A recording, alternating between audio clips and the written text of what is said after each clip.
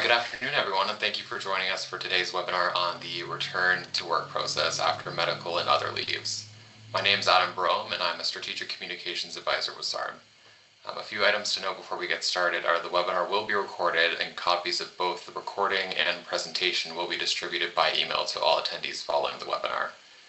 We'll begin today's webinar with a presentation followed by a Q&A session where attendees will have the opportunity to ask any questions regarding the subject matter that was presented. Please submit your questions through the chat, and our presenter will respond once the presentation has concluded. And if you have any technical difficulties during today's webinar, please let us know through the chat and we'll do our best to troubleshoot. And if you experience any issues with your audio or video, please first try logging out of the session and then rejoining. This tends to help reset your device settings. And so I'll now hand it over to Dustin Resch, our SARM's Director of Capacity Building and Programs, who will be moderating today's session. Okay, thanks, Adam. Hi, everybody. Really glad and, in fact, quite thrilled to be here today with you and with our guest, Stephen. It's my pleasure to introduce Stephen Eger. He's the managing partner of Knibbs HR Consulting, brings 28 years of experience supporting public sector organizations across Saskatchewan and beyond. He spent much of his career working alongside and within municipalities, public agencies, and unionized environments, helping leaders navigate labor relations, organizational change, and the practical realities of employment legislation. He's known for bringing clear, grounded advice that balances compliance with what actually works on the ground. And I actually can testify to this. Been able to work with Stephen on a few different matters. And he is definitely a trusted go-to for sound wisdom that is practical on all matters human resources. So pretty thrilled that we get to have him with us today. In addition to his background and experience, he's a well-educated fella, holds a master's degree in public administration and in leadership, a bachelor degree in social work and one in human justice. He is a leadership coach, a trained investigator, and mediator. So if Stephen can't answer your question, it can't be answered. It's simple as that. So anyhow, so I'm going to jump. I'll turn my camera off at some point when Stephen comes on, and then I'll join again when we get to the time for asking questions. And I'm sure there'll be a number of those. But please, Stephen, we'll look forward to what you have to share with us today. Thanks very much, Dustin and Adam. Thank you very much for the introduction today. Just checking, are folks seeing the slide right now, or are they seeing my smiling face? Just curious. Adam, can you give me a cue there, my friend, if we're on? Yeah, they can see the slide on your face. Okay, fantastic. Just wanted to make sure. And I often lead conversations and think about the adage when you buy a red car and then all you see are red cars. And in the springtime, I was having lots of conversations about performance management.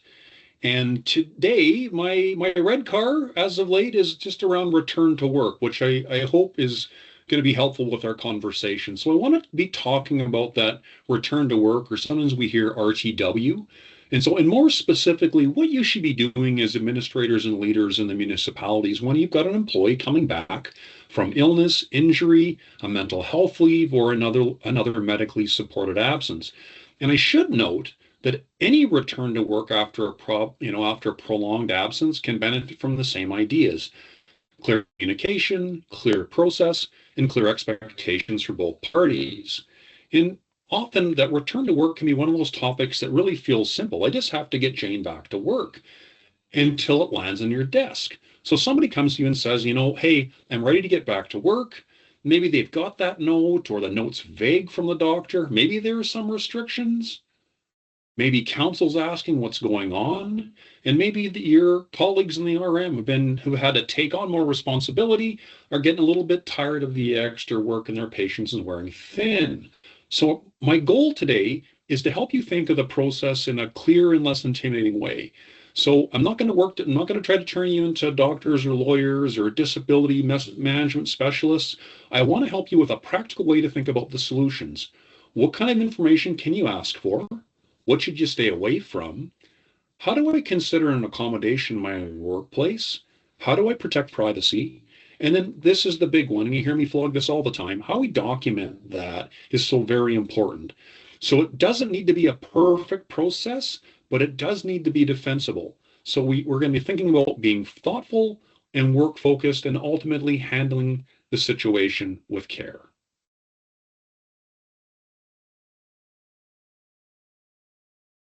So I want us to walk through today in a bit of a practical sequence. We're going to start with the realities of an RM workplace, because return to work can look different, particularly in small organizations when you don't have a huge team to rely on. For example, like a challenge with a grader operator with the city of Regina is a bit of a different situation than the RM of Lipton. So I want us to also look at the legal and workplace framework at a high level. So we're not going to go through, again, a legal lecture, but we do need to understand some basic obligations you have as an employer: leave protection, accommodation, privacy, employee participation, and ultimately safety of the RM. From then, we're going to go and talk about the actual process. How do you confirm readiness to return? How do you review the job? How do you match medical restrictions to the real duties? And what should go into that written plan? And then once all these are in place, how do you monitor progress once your employee's back? We're also going to spend a little bit of time on mental health related returns. I see, of course, more of these situations regularly, and this can a little bit of extra care and some attention because the restrictions are maybe not always visible. There's some unhelpful assumptions about mental health and it impacts on people there, and often we mentally kind of minimize that issue, or we overcorrect to a way that's not sustainable for us as employers.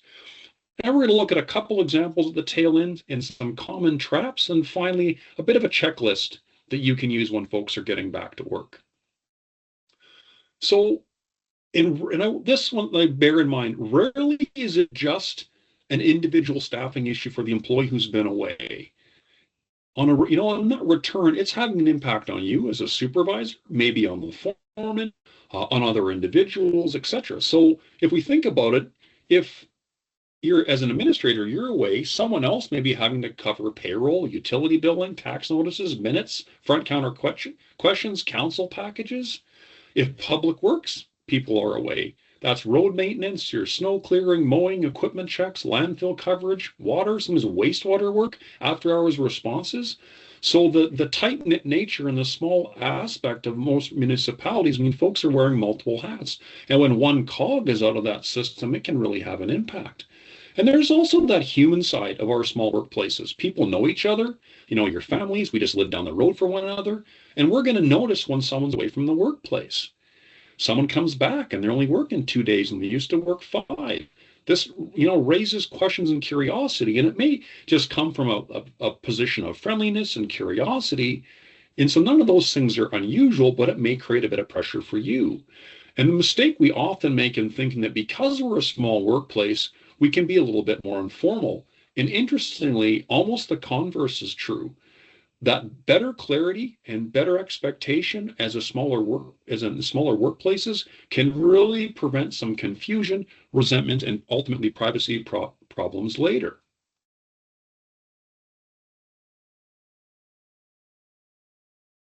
So this is one, if you're going to take away anything today, this is so very crucial. You're not managing the diagnosis for the employee, you're managing the work of the RM.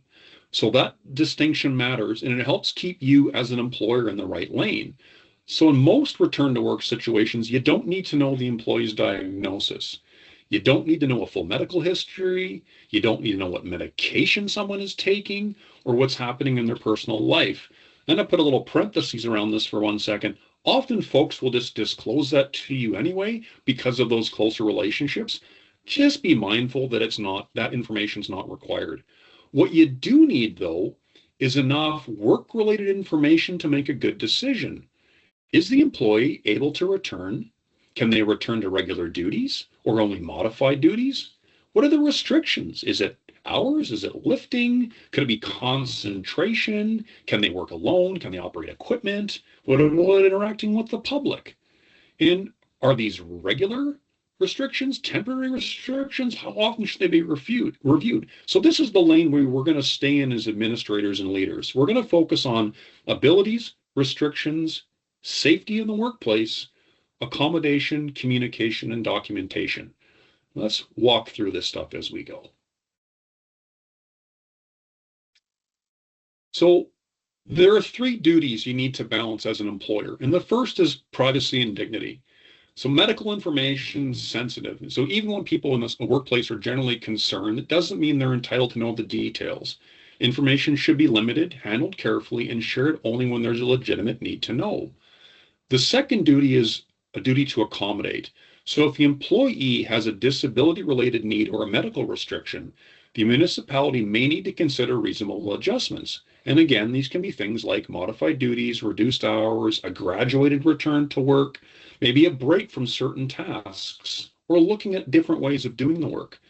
The third, and this one is so very important, is safety and operations. You still have to run your business. Roads need attention, bills need to go out, council has needs to be supported, ratepayers want responses, and ultimately you got to create a safe workplace. So sometimes these duties can rub up against each other a bit. So your employee may want privacy, council wants the details, your coworkers want to feel like they're being treated fairly, and you need coverage to make sure that work's getting done. So the return to work process is a bit of a balancing act on how you can maintain these obligations without losing that sense of balance. So I want you to keep 4 rules in mind. The first is that job protected leaves may apply.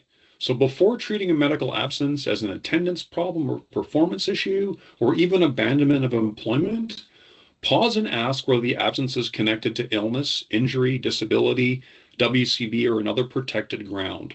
And I just had a conversation very similar to this yesterday. Someone hasn't been at work for 5 or 6 days. You know, what's expected of the employer? And second, as part of a medical return, often what we're moving into is a disability accommodation. So that can, of course, be both physical disabilities and mental health related disabilities. And it's not just limited to visible condition. The third rule, and I think this is really important, is accommodation is a shared process. You have an obligation as the employer, but the employee also has responsibilities. They're expected to participate in the process, provide appropriate medical information where needed, and again, this is about limitations and not diagnosis, and to cooperate with the reasonable return to work planning. Finally, on this slide, safety still matters. You can have a supportive return, but you can't do that if you're ignoring safety risks. So things you're going to be thinking about, particularly for folks who are involved in outside work, is safely operating equipment, driving, working alone, handling conflict, that physically demanding work. So there's those aspects you're going to need to have some additional awareness. So something that simply says Bob's away from work for a month doesn't put you in a good position when they come back. So when in doubt, don't jump straight to that conclusion. Step back and think about what obligations may be involved, and then to work through that process. This is certainly one where going a little slow at the front end is going to help you go fast a bit later. So return to work really ultimately is a structured conversation about work capacity. So what can the employee do? What duties should they avoid for now? And what supports may be reasonable? So what information does the employer need to schedule work, protect safety, and communicate appropriately? So it's not a retrial of the absence that they've been away from. It's not the place to just debate whether the employee should have been away or the leave was inconvenient. It's also not, again, a license to get to medical history. That return to work thinking should not be so informal that nobody knows what's been agreed to. A handshake agreement with no schedule, no restrictions, no review date, and no written record can certainly create problems very quickly. So that good return is respectful and it's structured. It gives the employee dignity and it gives the municipality enough clarity to manage the work. So what can you ask for? And this is often the question that I and the team receive. So the key word here is necessary information. So usually that means functional information. Is the employee fit to return? When can that occur? Are they returning to full duties or modified duties? Are there limits on hours, scheduling, lifting, standing, driving, etc.? You may also need to know how long those restrictions are expected to last and when they should be reviewed. Without it, that temporary arrangement can become indefinite. and no one knows when to revisit it. And as an employer, it's really important that you're putting some parameters around that you're expecting this thing to be temporary, and that by developing a regular review cadence, this is the norm. What we don't want to do is blanket approve something and then find this has been going on for months and months, and it's just kind of become the nature of the business. In simple situations, Bob was away for 6 weeks with a broken arm. Looks to be cleared, a little bit sore, but he can go back. So a simple note may be sufficient. When we're getting in situations where we're more safety sensitive, or perhaps there were mental health concerns exhibited in the workplace, we may need that additional layer of information. And you can certainly ask that. And well, you may be curious, a reminder that you're asking those questions of the employee and ultimately of their healthcare practitioner, so you can plan the work safely, fairly, and reasonably. So what do we avoid? So often, and I'm guilty of this too, something happened and you want to know, hey, what happened? I heard about this. So that can be that can maybe be a bit of a challenge. A supervisor might be asking about medication because they're worried about safety. Maybe counsel's asking, are they really ready to come back? And these questions can create a bit of risk. So as a general rule, again, we want to stay away from diagnosis, treatment, medication, counseling, or family circumstances, unless it's a really significant reason to have to know that. The better approach I advise is to generally ask work-related questions. Instead of something like, what condition do you have? You could ask, what restrictions affect your ability to perform your duties? So instead of, are you on medication? You could ask, are there safety-related limitations we need to consider for driving and operating equipment? So this shift in language keeps it away from the diagnosis side and stays squarely on the employer side of the fence, which is around planning and delivering the work.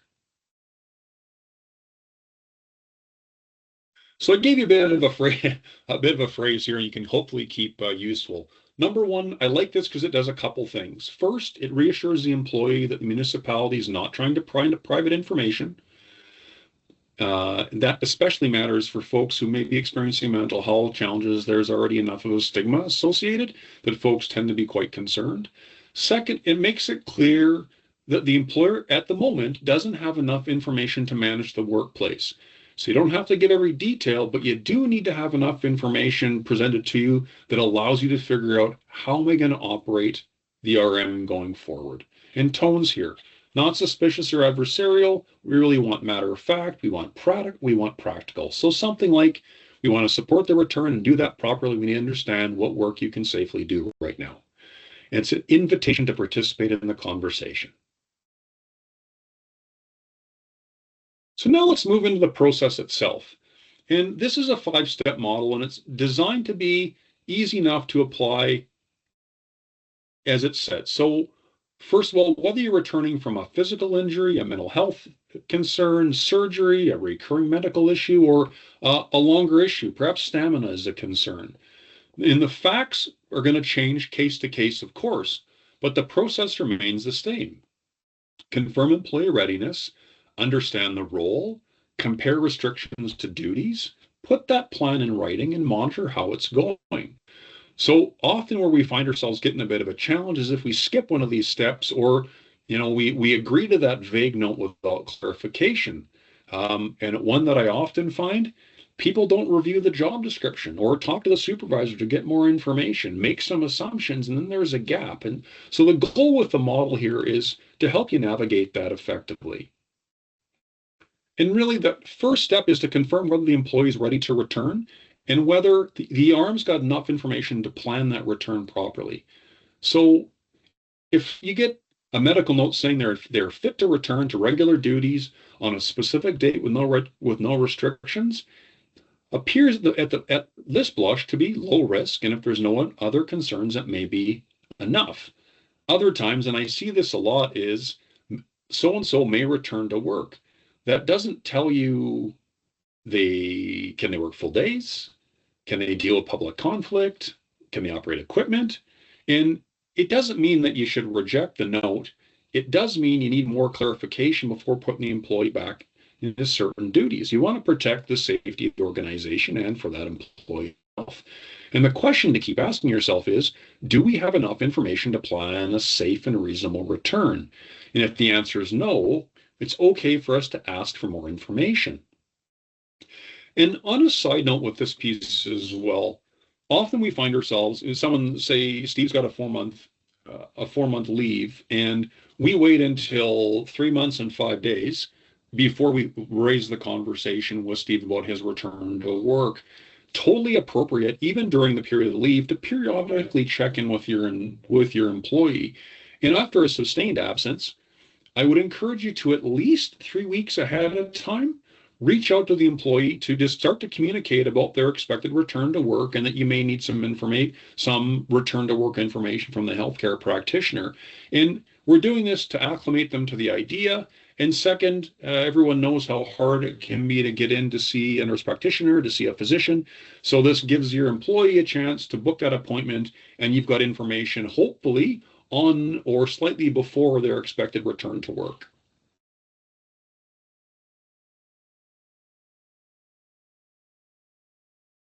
And the second step, again, is to review the actual job. And this is one that often gets missed. We think we've got a basic understanding.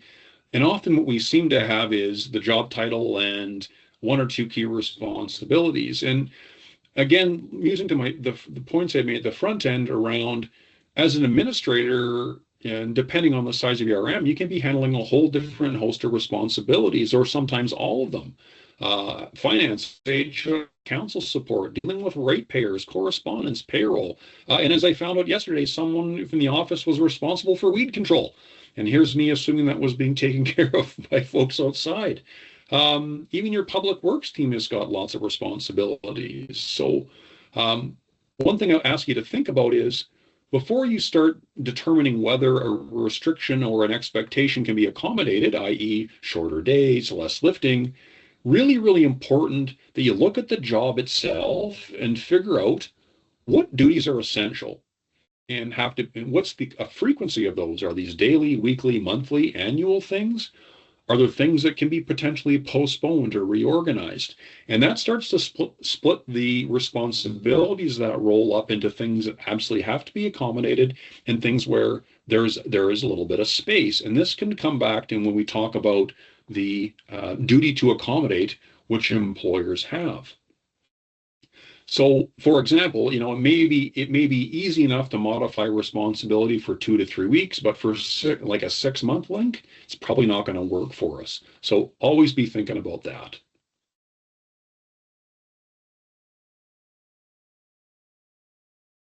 So in the process, and here we are, middle of the pack, this is where return to work planning is going to start to become more concrete. And you'll see in the slide some examples. Medical restrictions need to be translated into workplace decisions. So if the restriction is reduced to hours, you see there on the slide, the workplace response might be a gradual return to work. If it's no heavy lifting, it could be temporary light duties. Maybe it's no overtime. The match doesn't need to be perfect, but it does need to be reasonable and connected to the information that you have. Again, why it's so important to have good information. So a question you can pose is, what productive work can this employee do safely within the restrictions? And this is to keep you as an employer from falling into two common traps. One is ignoring restrictions and putting the employee back out into regular duties too quickly. And the second is assuming there's no work available simply because the employee cannot perform every part of their job. Accommodation often sits in the middle. It may include adjusting some duties or sequencing them differently, maybe setting different priorities. And an example that comes to mind for the outside crew, once the shop's cleaned up and organized, they don't know what else there's to do for them. Maybe they come inside and they help with filing and organization. Maybe there's lower effort maintenance work that can be done. So part of the advantage of having a workforce that has to wear many hats is you already set an expectation of collaboration, rolling up your sleeves and getting involved. So this can actually play to your advantage. And the fourth step, and this one is really, really important. You hear me flog how documentation, documentation, documentation. So that said, even something as simple as a single page is enough. It's not the length that matters, it's the clarity of the communication. So identify in there the return date, what the schedule is going to be, full-time, part-time, what duties are going to achieve, any temporary duty changes, restrictions that are being followed, and the review date. You can even outline any supports you may have, and that could be things like check-ins with you as the administrator, prioritizing workload, modifying public contact. So it's also helpful to identify, so what happens if the plan's not working? Does the employee speak with the admin? Is updated medical information required? What will the plan be reviewed earlier than expected? So these details can help to reduce uncertainty. And the plan also protects privacy. It helps the employer decide what others need to know. So again, this is more simple information, and all the stuff on this piece is work related. That written plan can really help bring some structure to sensitive situations. We don't want to be guessing. It also gives you, as a leader, something to look back on and confirm with the employee what those expectations are. And then finally, this return to work often is not a one-time event, and it's often a process that's going to need some adjustment. Sometimes employees come back and the plan works great. Sometimes the employee improves faster than you expect. They can take on more responsibilities. Sometimes they start to struggle with pieces of the work they had done fine before. And again, realizing that maybe that temporary workaround that you created is not going to work long term. So that's why review points matter. And, a check-in on the first day, how did things go today? What was working? What can I help you with? Restrictions okay? Are the things that we need to adjust? And a check-in again at the end of the first week. You can talk about workload, safety considerations. So what you're doing is stimulating in that cadence setting for regular communication.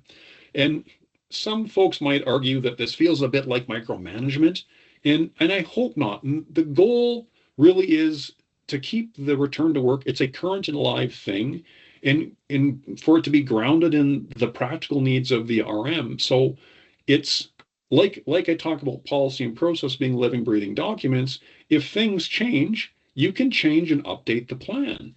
So if restrictions change, request updated information.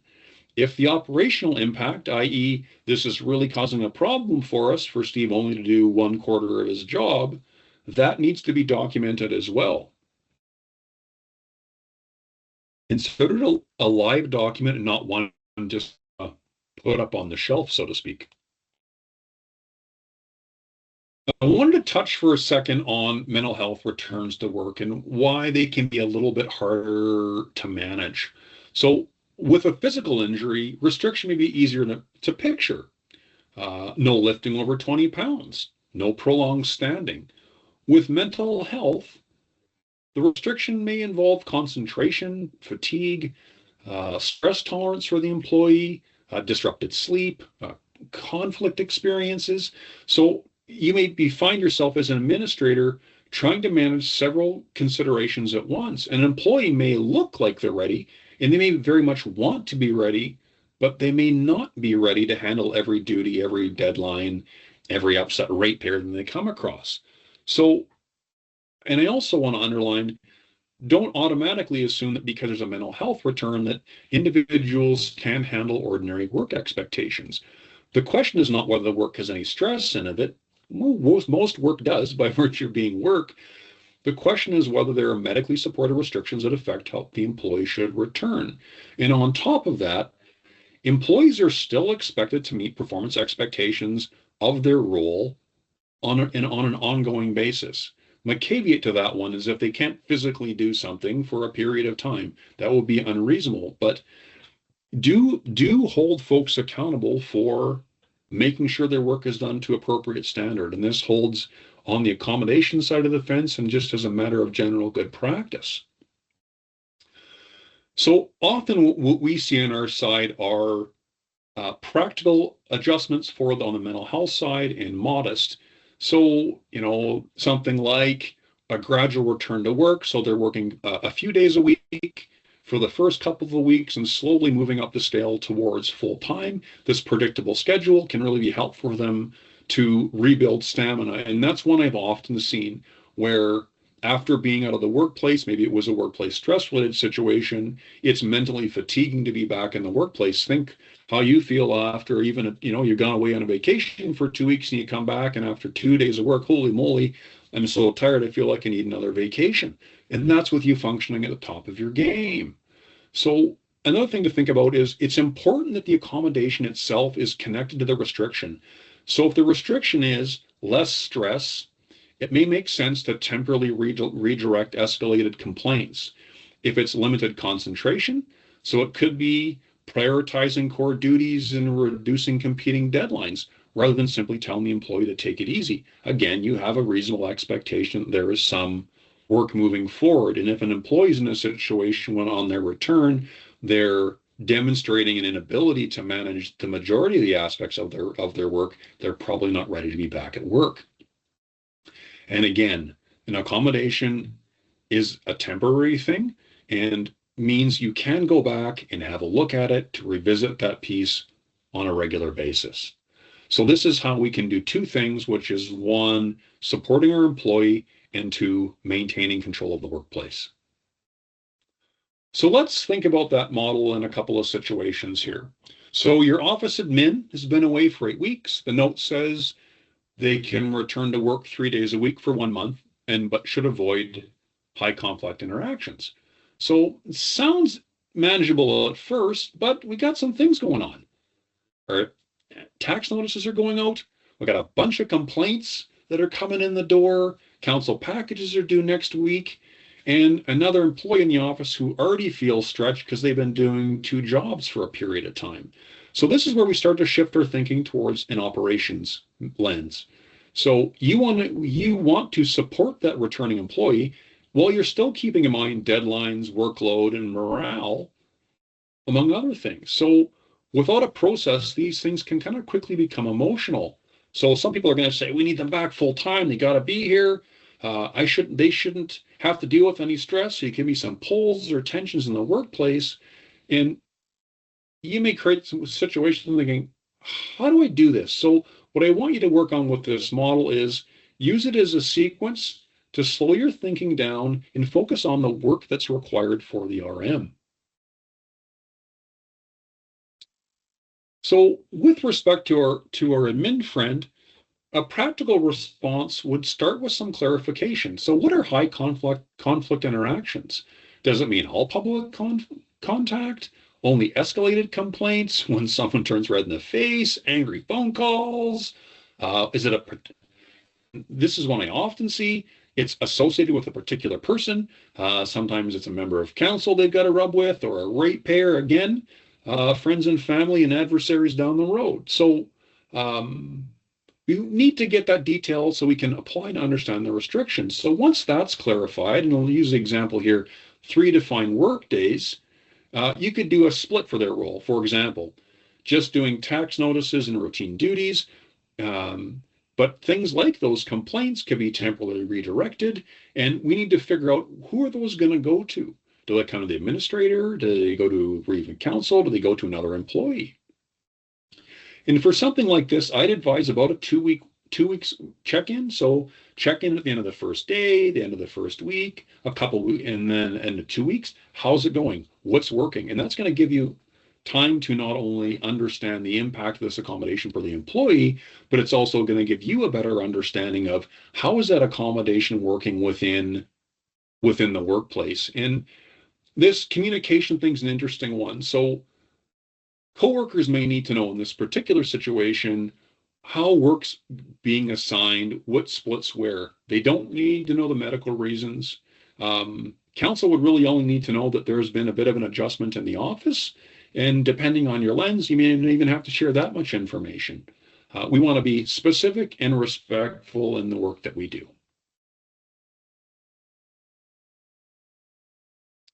Let's shift for a second and just have a look at a public works example. They can't sit for more than 2 hours, can't lift more than 20 pounds, maybe can't work overtime in its peak maintenance season. So this is a different kind of return. So it's not scheduling our workload. Again, we're in this case, we're putting our safety hat on, those 4 key rules from the front side. We're thinking about safety sensitivity, about equipment operation, the physical demands. So kind of a little risky to say, great, you're back, go run the grader all day. And you can't really also say, really, there's nothing you can do, so you can just sit in the office. So what productive work could they possibly do? So this is where, again, having a look at the job and any restriction matching steps is really important.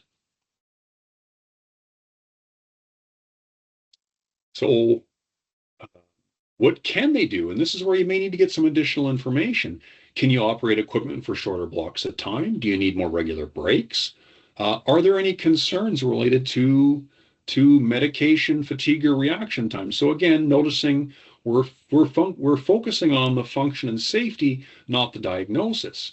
You could look at modified duties. Maybe it's things like inspection work, reporting, doing signage checks, inventory. Of course, cleaning the shop's always a favorite. I'm sure if you were to step back and have a look and take a walk around, there's a lot of work that probably never quite gets done. And this temporary, return to work, particularly on a physical side, can be helpful for you. So, someone can do some painting. There are some basics. All right. And it's also important, again, to document the operational impact. And this goes to our duty to accommodate to the point of undue hardship. So we want to be able to demonstrate and show that we made every reasonable attempt to provide an opportunity for the employee to be accommodated. It doesn't mean you have to account for everything, but dragging those pieces down and exploring what options we have as an employer. And sometimes I can't simply have someone doing this. Maybe I need to bring in someone additional. I know some folks have unionized operations, and often they're sensitive around to what they perceive to be replacement of their workers, whether it's temporarily, maybe it's a contractor to help with road maintenance. So we want, again, to be able to demonstrate that we have thought about the needs of the organization and we're working to some reasonable solutions.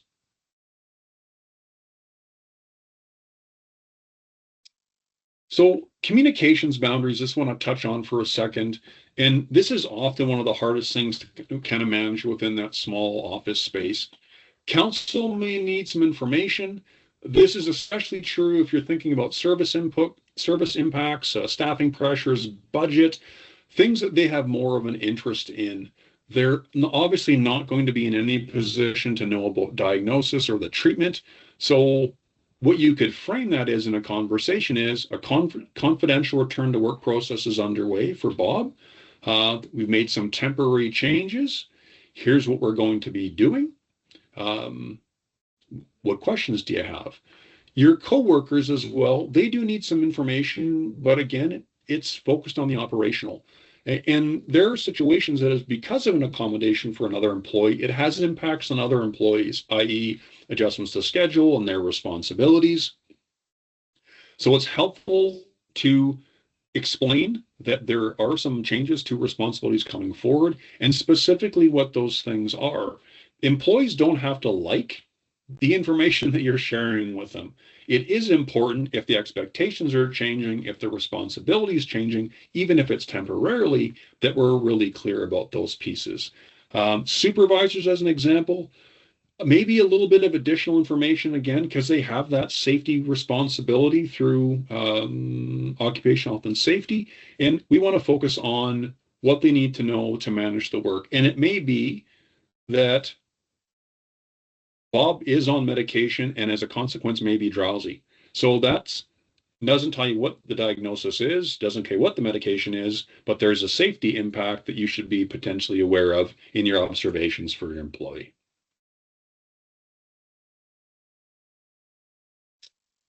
All right, so before we get into a final checklist, I'm going to few the common traps as I've likened them to we come across. First, and I mentioned this early in the presentation, is too informal in our response. We'll just see how it goes. We'll take it day by day. Good idea, well-intentioned, not a plan. Okay, without clarity, people will quickly develop different expectations. Think of performance conversations you've had with employees who thought they were doing a bang-up job when in fact they weren't. Often at the heart of that is that difference of expectation.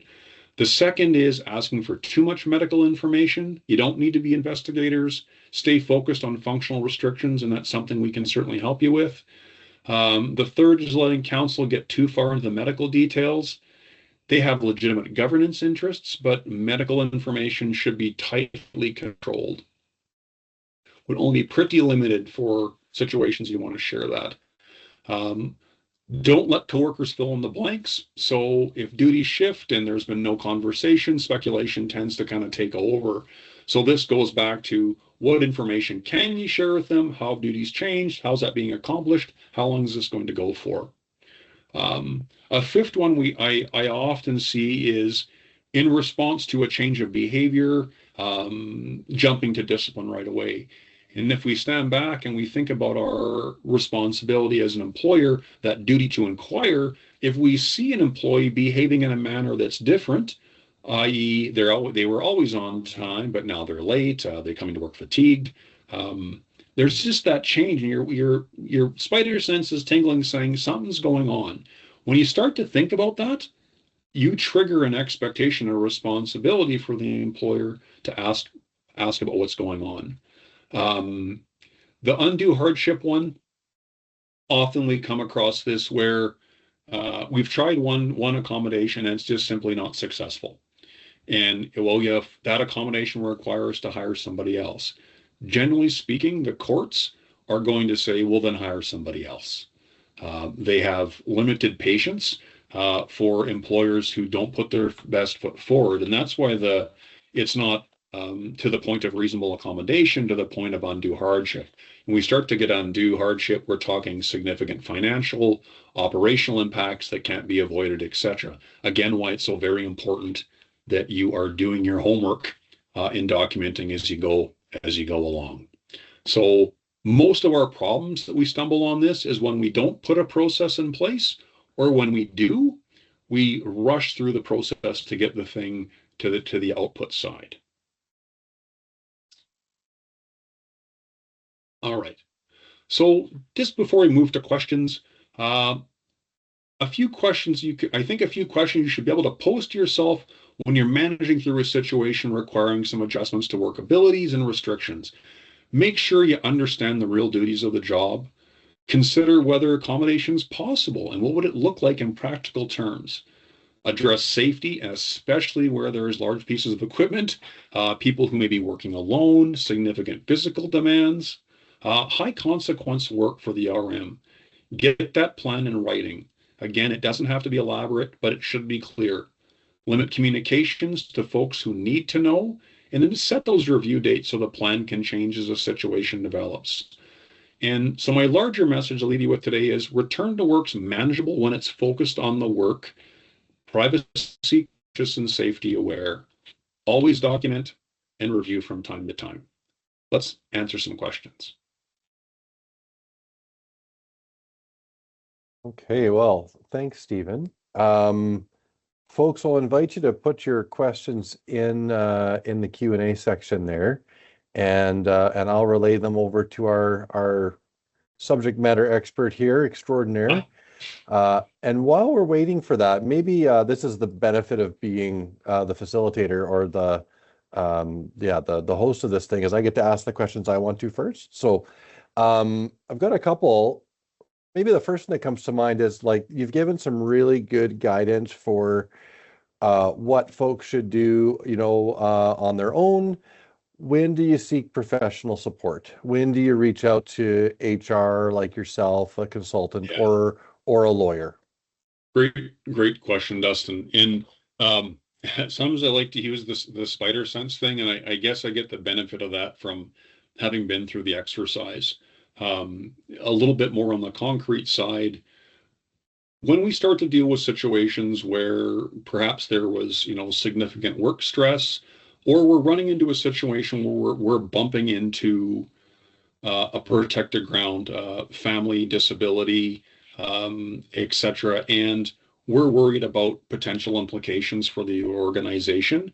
When people have been away for a significant period of time, a good idea to have a conversation with HR. Legal tends to filter in maybe more so in situations where that leave could have been related to harassment or bullying in the workplace, and there's concern that will have a contributory effect.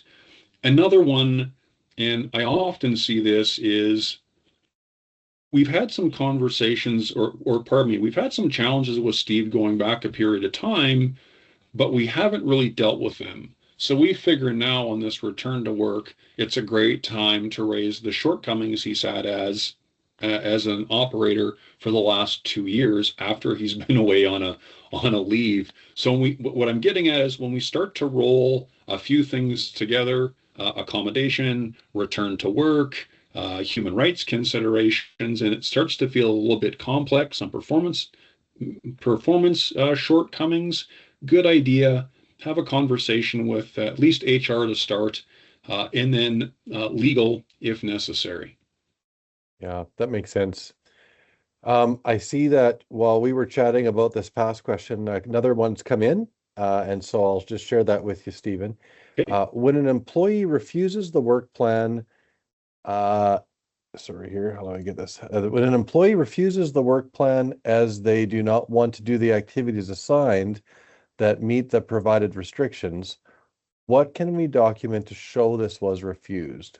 So my interpretation of that is more like, yeah, what do we do when you've presented a work plan, but they haven't accepted it? Right. Good question. And Yeah. not unlike performance management, the employee doesn't have to like the outcome. You as employers, you have the authority to set reasonable expectations on the performance of responsibilities, and that includes setting some examples for what's expected of the employee in a return to work. Well, it is a discussion. It's not necessarily a negotiation. If what you've proposed is within the responsibilities of that role, there are no accommodation needs, i.e., whether time, energy, etc. The employee can do that. You are reasonably positioned to say this is what it's going to be going forward. I do encourage to the question, Hart, when you have that conversation again. Spoke to Steve on June 24th. Dustin and Adam were also in the conversation, and we discussed these accommodations.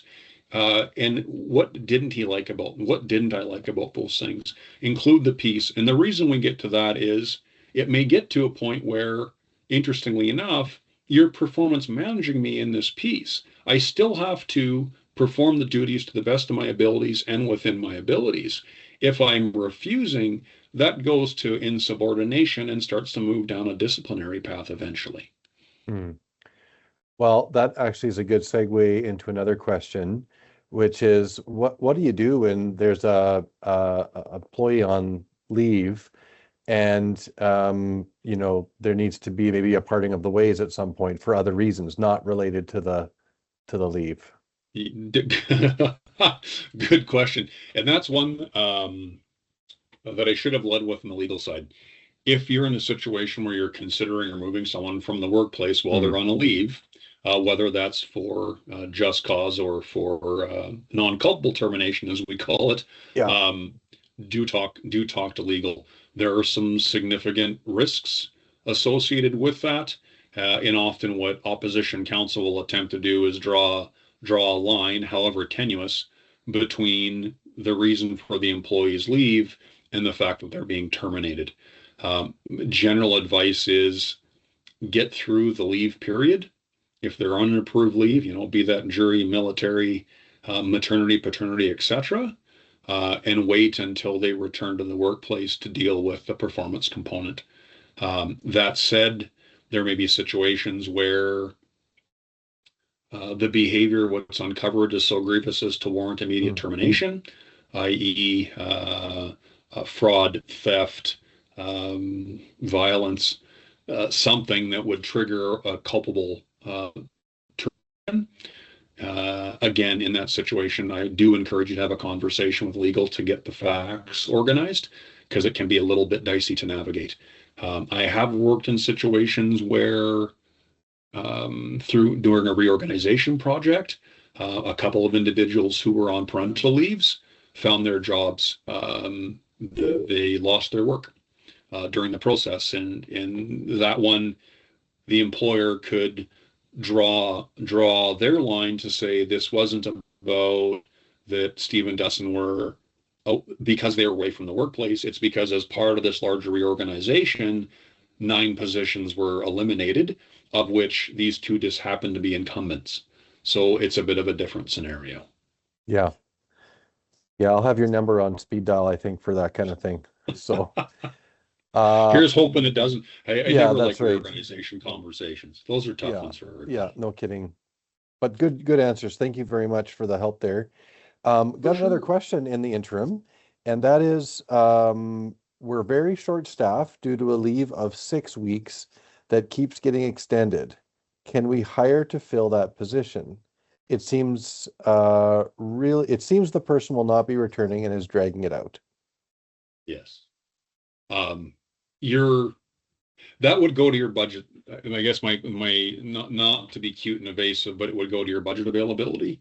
Nothing that I'm aware of would inhibit in the employer's ability to hire somebody even temporarily uh, to backfill to deal with that gap. I guess the advantage in this situation is you start to train someone up in that role on the assumption that the other individual may not come back. It may also stimulate them to suddenly get better and be back in the workplace. Um, I hear the frustration with the ongoing nature of it. It's something as short as 6 weeks. This is when you could go back to that piece around. So what specifically are the restrictions that the employee is facing, and put a bit of pressure back on the employer and ultimately the healthcare practitioner. Um, I've rarely heard about doctors or NPs who aren't willing to support the employee. And in fairness, they're getting a one-sided. I guess it kind of goes to reason. They're the patient of the provider. You're in a one-sided conversation, and often pretty easy to get a month off work or 6 weeks off of work. While that works really well for the employee, on the employer side, I think what you're getting to is what do we do? What do we do with that thing? So I think to come full circle, well within your rights to hire somebody, provided you've got budgetary availability and that you don't have some prohibition against hiring temporarily. You may have a collective agreement that goes that Right. far. Pretty rare. And most of the ones that I see recognize the small business nature of the RMs and allow for some flexibility in terms of hiring. Worst case, worst case scenario, if it was a unionized thing, have a conversation with the local steward or one of the professional associates. Most of the unions have full-time staff to explain the situation. And really what you're trying to demonstrate is, again, you're going through a process, and one of the accommodations potentially is for you to maintain operations is to bring someone in temporarily. Right. Okay. There's a follow-up to that one there. Maybe we'll start with that. Could the employer take the position frustration of contract to eventually terminate if they cannot come to a solution? You can eventually go to frustration of contract. In my experience, it is a long process. Huh. We're talking year plus, often to 2 years. It's not one I've had a lot of dealing with. Again, in a situation like this, if there appears to be no ability for the employee to return to the workplace, they've exhausted their sick time, they're not eligible for long-term disability. Maybe their short-term disability claim has been declined. That's when you can start to have a conversation with legal counsel about what do we do about this thing. Sure. Yeah, generally it's a pretty high hurdle to cross. I believe that same individual asked a question here, pushing back a little bit to a previous conversation, how do we implement return to work in a one-person office? When it looks like we're referencing councils here. So Yeah. how does a council do that when it's a one-person office? Okay, great question. So this to me would go to the importance of having policy and return to work policy and process. So what you can do to help them out is write down, you know, this policy is, the managing return to work process, and your procedure component is how step one, step two, step three, step four, step five, and help them work through the same component. Their obligation by the Municipalities Act really is the same as yours as the administrator. So the same conditions apply. You may just have some additional uh, additional road to hoe, particularly given the single situation. How do you get coverage? All those kind of components.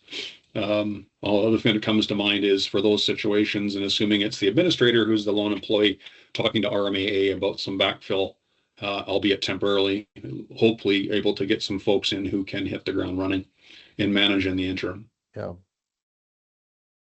great. Well, we're getting to the end of our time here. I'll pitch another question to you. You did touch on it, but maybe you'd like to expand a bit. What are the uniquenesses around handling return to work when mental health is involved? It's a little bit more on the mental health front. Yeah. Again, things that come to mind. Um, the stigma associated with mental health, folks are often quite reluctant to disclose or share the situations that they're experiencing. And if I was to step back and think about my practice, whether or not the genesis or the start of the mental health concern was the workplace, most of the ones that I see are connected to work, behavior in the workplace, stress in the workplace, that for folks who are having a challenge, be it personally or professionally, find the work experience to amplify. So that can, certainly cause some challenge. Why, again, it's important to be reasonable and be able to have a conversation about the needs with the employee, and it going to, again, the functional requirements of the job and those questions on the safety side around concentration, fatigue, dealing with stressful situations. So really we can go through that same exercise and move towards conclusion. You just may find that some of the day-to-day and the implementation of this takes a little bit of a delicate balance. And as I found in practice, Bob can have a great week, and then the next week not so good, and we find ourselves going back a bit of a peg. And the general advice is to be patient and be kind. Um, Mental health challenges are especially difficult. Again, the broken arm's an easy one for everybody to see. That I'm depressed, or clinically depressed, or just unable to deal with the day-to-day stuff is not one that you're typically going to see, again, to that the invisibility of some of those conditions. Right. Yeah, I appreciate that. Well, given where we're at in our time, I want to be respectful for folks, and I think we'll end there if there's no other questions that have come through the chat.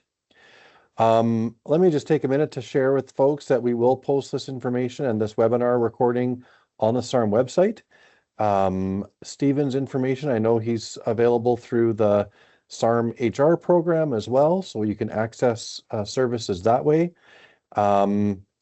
And yeah, I'm really grateful for the opportunity to be here and to hear from you, Stephen. Thank you for joining us and for sharing your You're, expertise. you're welcome. My pleasure. Good to see everyone today. Yeah, great to have you. Okay, well, thanks everyone. I hope you have a great rest of your week.